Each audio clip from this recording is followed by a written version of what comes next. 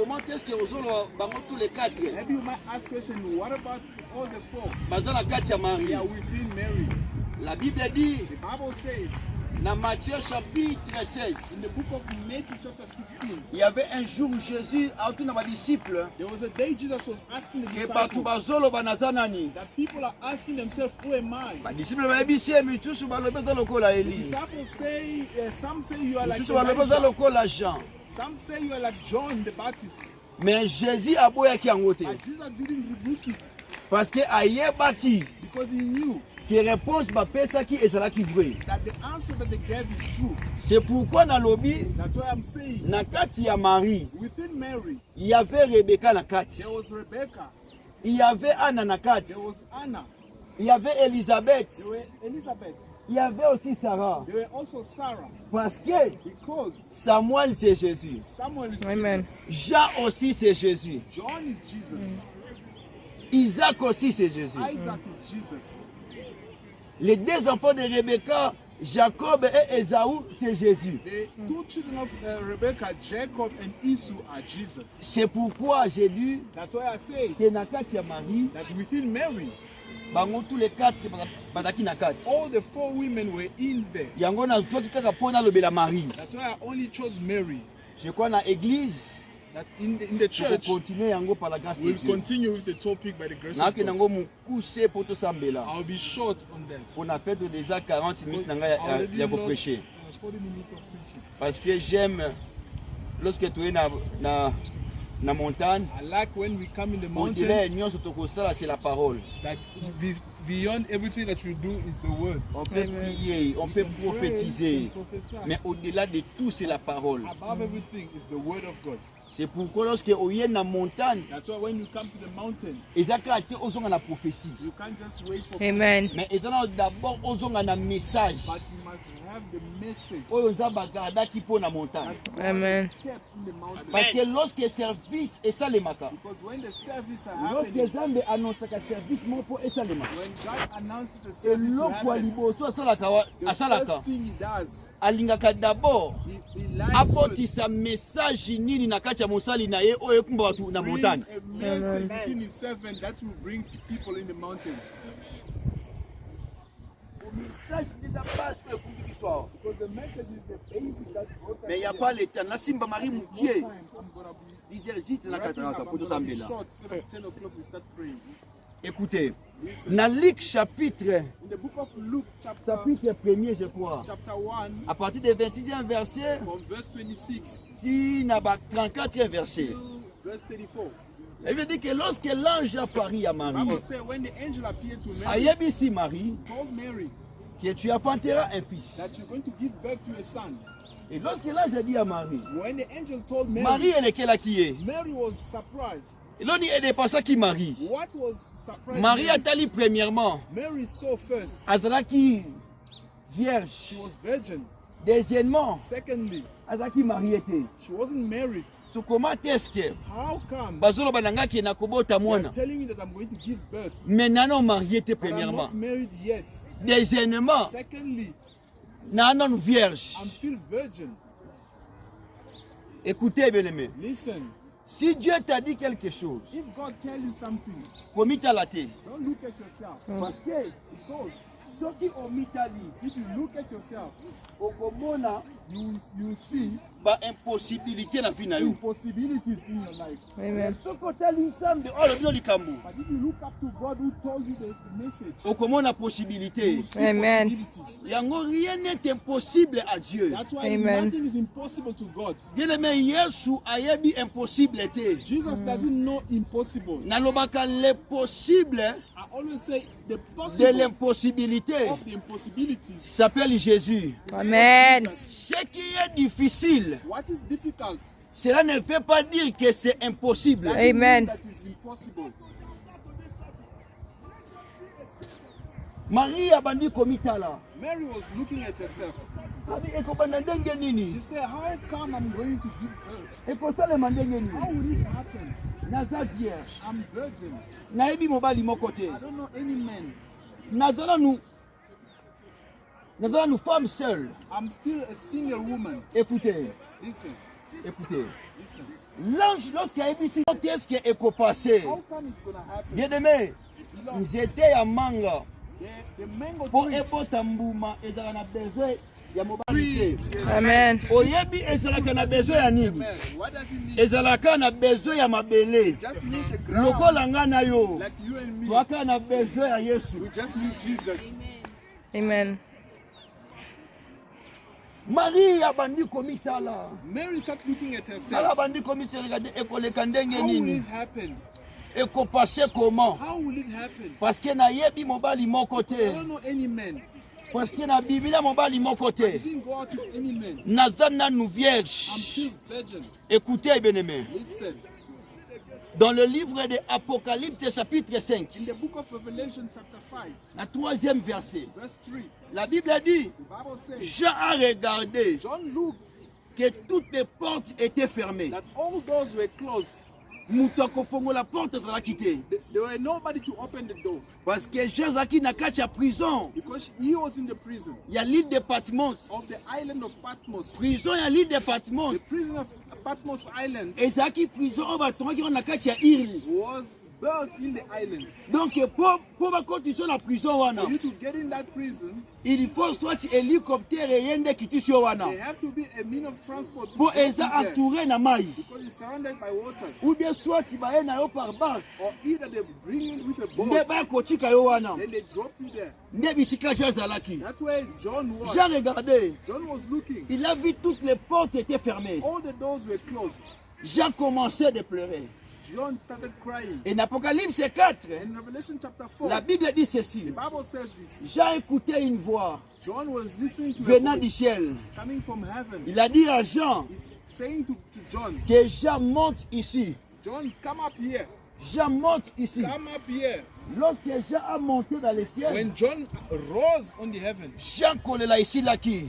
he stopped crying. Tu sais pourquoi? You know why? Parce que les portes célestes étaient ouvertes. Because the heavenly door were Je open. déclare et je décrète. I declare, Ici, quand toutes les portes terrestres sont where fermées, all the que les portes célestes s'ouvrent. Amen. Que les portes célestes s'ouvrent. Amen. On a déclaré au nom de Jésus. Amen. Zamba kongolelo porte ya likolo. Amen. Oh, soki ba porte ya sefo ekangami, the door on ya earth likolo are closed. efongwama. Amen. Porte ya baniveau ya likolo efongwama. Amen.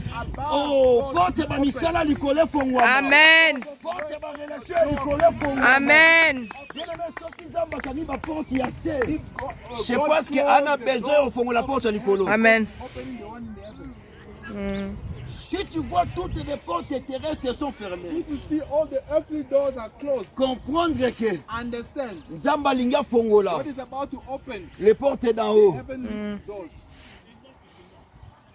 Jean pleurait parce qu'il y avait des portes qui étaient John fermées. was crying because there were doors that were closed. Il y avait des portes qui étaient There fermées. were doors that were closed. Tout comme Ernini, 10 Funakata. 57. Il y a 3 minutes. 5 minutes. 27. Donc il a des minutes. Comme 5 minutes. Ah, Nzambi. Donc on a tout le bas. Comment ça me sauve grâce? Comment ça me sauve grâce? Écoutez, Listen, Jean n'a qu'à la prison. John in the prison, Il a vu les portes célestes he ouvertes. saw the earthly clothes. La Bible dit ceci. The Bible says Il this. y avait un jour, There was one day, les disciples après la mort de Jésus. disciple after Jesus' death, Les disciples après la mort de the Jésus. disciple after Jesus' death, Bakangamaki na kati ya ndako. they were in a room Po babandaki kobanga because they were afraid. ke bakoki pe kolapide bango après la mort de Jésus. Stoned them after Jesus' death. Bakangi ba porte bavandi na They kati. locked up the doors. They Po were babandaki inside kobanga. because they were afraid. Mais basutuka boye. But they were surprised. Jésus akota na kati ya ndako. Jesus was inside the room. Mais lorsque Jésus akoti When Jacques, Jesus appeared in the ba room, porte tout ezalaki fermé. all the doors were closed. Donc basutuki Jésus akoti na Then kati. they surprised Jesus was Ni ke inside. ba porte fongwama. instead of the doors to be opened, ni ke afongola ba porte. he never opened the doors. Bamoni Jésus akoti mbala They moko. just saw Jesus in the room. Tala okokota na libala wana. You Amen. go to that Me marriage. ba porte oyo bakangaki. The doors that were closed, Ekotikala ya kokanga. Amen. Bakotuna ba question. ask questions. Akomi na France ndenge nini? How did Amen. Ko porte ya voyage ezaka yokangama. But the doors are still closed. Bakotuna ba question. They'll ask questions. Akoti na musala wana ndenge How nini? did you get into Po that porte job? ngaki musala ezaka yokangama. Because the doors Amen. are still Na bengi closed. Jésus. I told La Jesus. Bible dit ceci. The Bible says Lorsque this. Moïse When Moses alingaki atambola na mai, wanted to a walk on the traversé water, la mer Rouge, to cross on the Red Moïse Sea, a dérangé la mer Rouge. Jourdain. he opened the Lorsque water of Jordan. Élisée aye, Élie aye, When Elisha and basali Elisha les mêmes came, choses. they did the same thing. Bachassé mai. They opened the Mais waters. lorsque comme il tourne à Jésus aye, When it was the time of Jesus, Jésus a dérangé maïté. Jesus didn't disturb the water. Jésus a kabola He maïté. didn't separate the waters. Atambola likolo ya mai. Amen. Tu sais pourquoi? Amen. Parce que l'eau n'était pas obstacle pour Jésus. Because the water was not the obstacle Écoutez for Yoka, Jesus. si tu me donnes pas même, Nabengi Judas. Amen. Judas a dit quelque chose.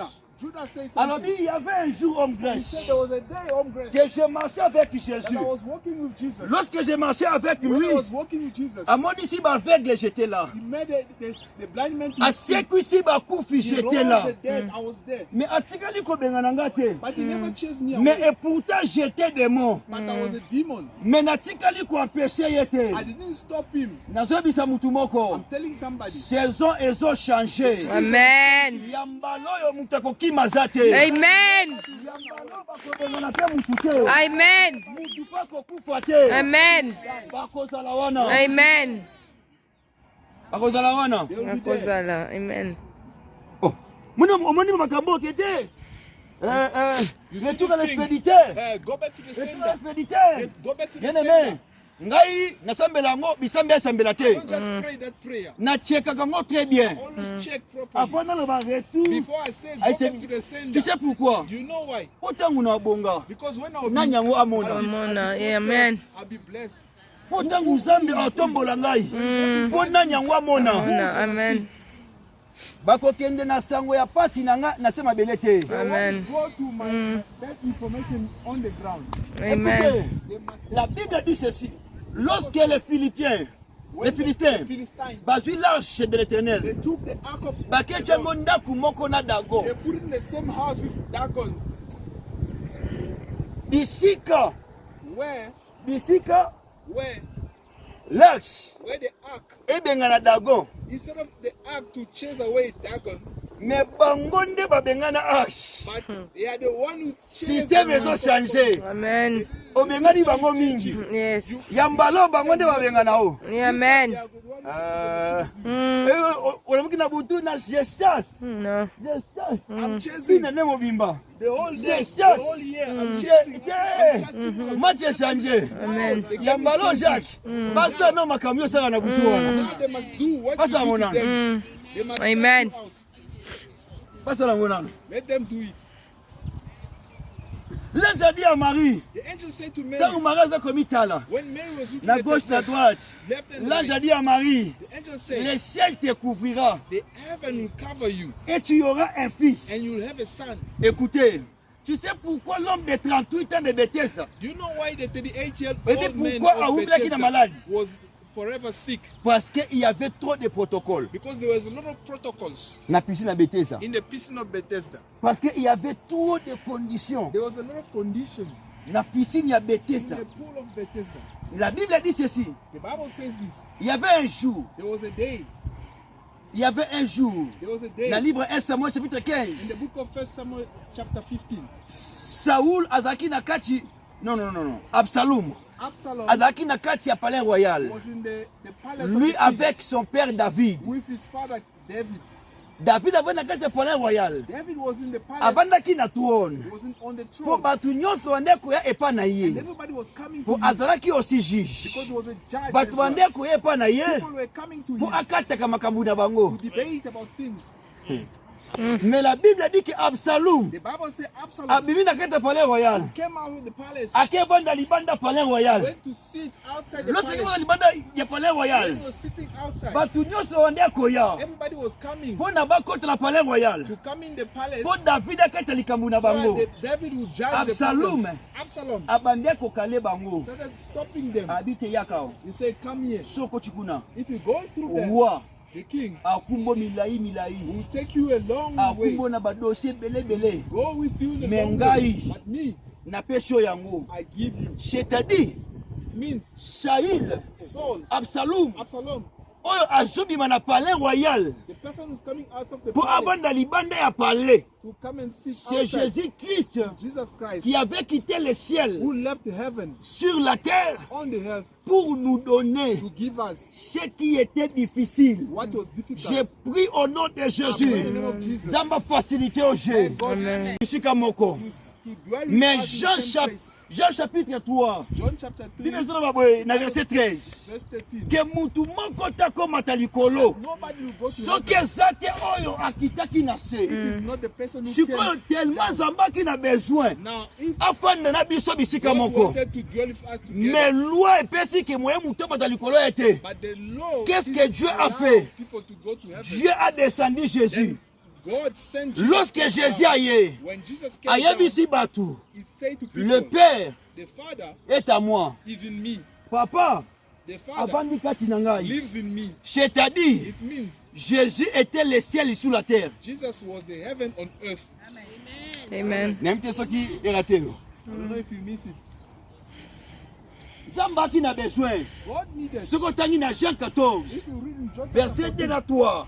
Azaki na besoin ya kovanda na biso. wanted to dwell with us, Tovanda na bisika azali. sit with him where he is. Dieu est dans le ciel. God is in heaven. Aki na beto vanda na ye dans le ciel He bisika wanted azali. us to live with him in Mais heaven Jean where chapitre he is. 3, But in John alobi chapter mutu 3, akomata likolo he te. said nobody Soki will eza te go to oyo heaven akitaki na se. if it's not the person C'est-à-dire, who came moyen down. biso tomata likolo eza te. Because there was no Mais way Nzambe for ana us to besoin go up. afanda na biso. But God wants to Qu'est-ce dwell with qu'il a us. fait? What did he do? Akitisi Jésus. He brought us Lorsque Jesus Jésus down. aye, When Jesus came down, azobisa batu. he told the people, Papa na ngai, my Father aza kati na ngai. is within me. Veut dire Jésus était le ciel Jesus was the sur heaven la terre. on the earth. Pourquoi? Why? Zamba kitisaki Jésus na se. God brought Jesus down. Akitisaki ye parce He que brought him down apesa biso na pembeni. for us to Oyo ezalaki musika. Na déclarer au nom de Jésus. Que Dieu te donne une bénédiction raccourcie ce matin. Amen. Que Dieu te donne une bénédiction raccourcie. Amen. Écoutez Yoka. listen. Na combien de minutes? Jacques. Faut sambela. Podcast à 3 minutes. Écoutez. Écoutez. C'est pourquoi Marie azotuna. That's what Mary is asking.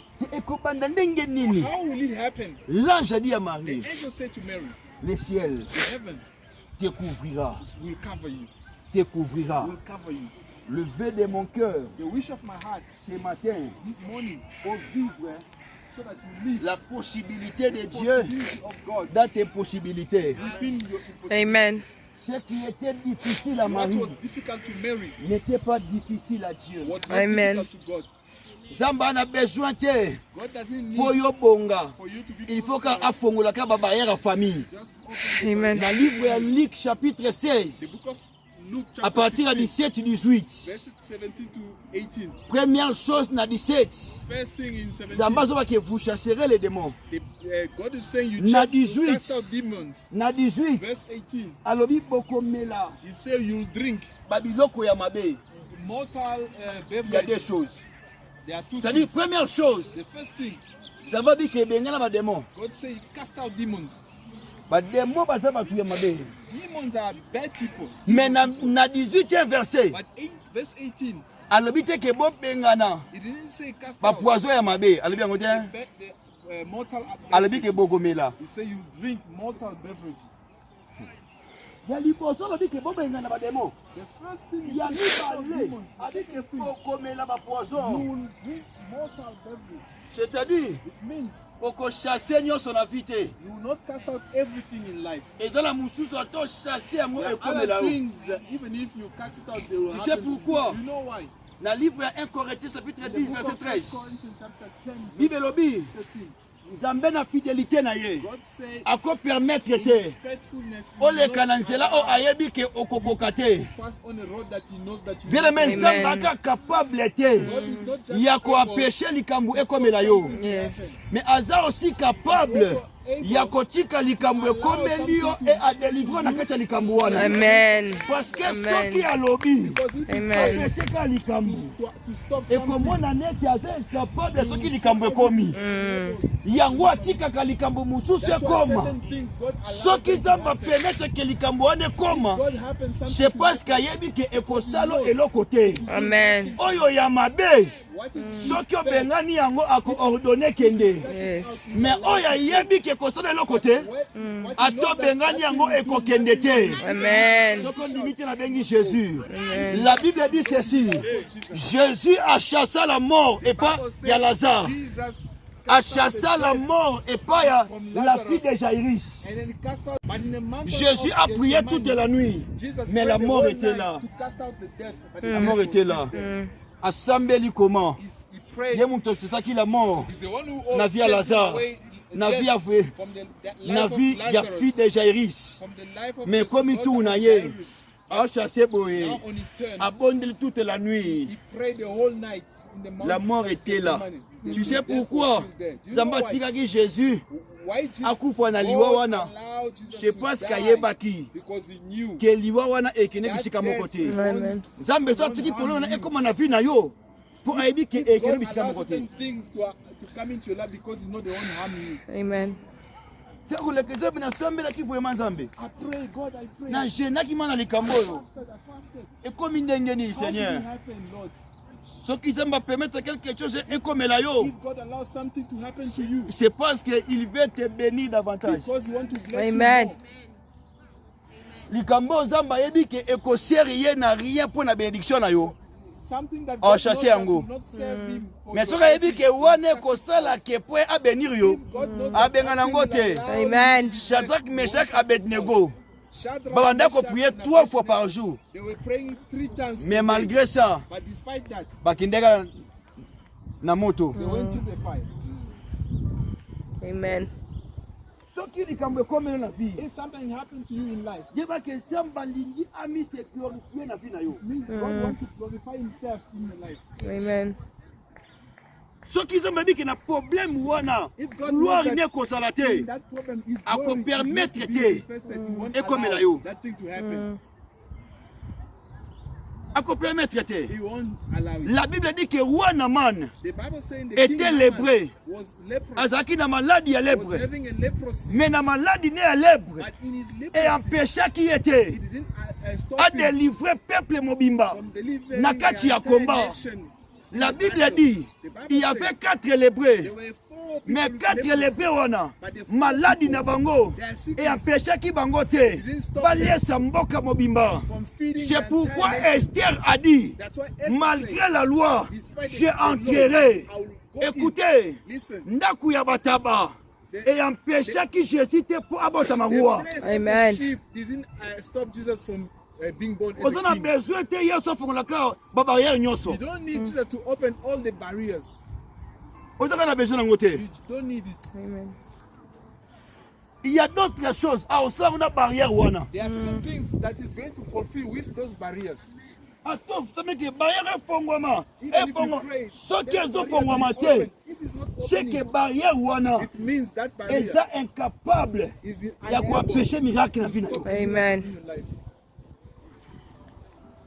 Marie ataliki naza vierge. Mary said that she was virgin. C'est pourquoi Gédéon nasili ici. That I'm wrapping up now. C'est pourquoi Gédéon That's why lorsque Gideon, Nzambe akutani na Gédéon when God met Gideon, abengi Gédéon pour un héros. he called Gideon Gédéon a komi hero. kolakisa Nzambe. alobi Seigneur, Gideon ma said, famille est plus pauvre.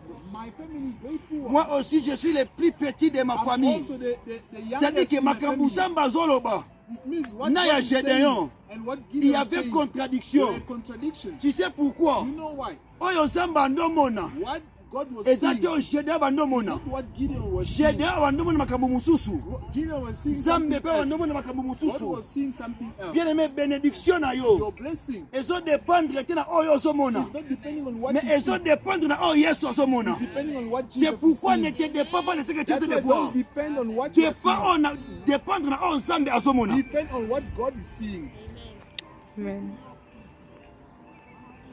Soki Nzambe If God alobi ke oyo will say this, this eza lipa this is a bread. oyo This is bread. eza lipa This bread. eza lipa Bread.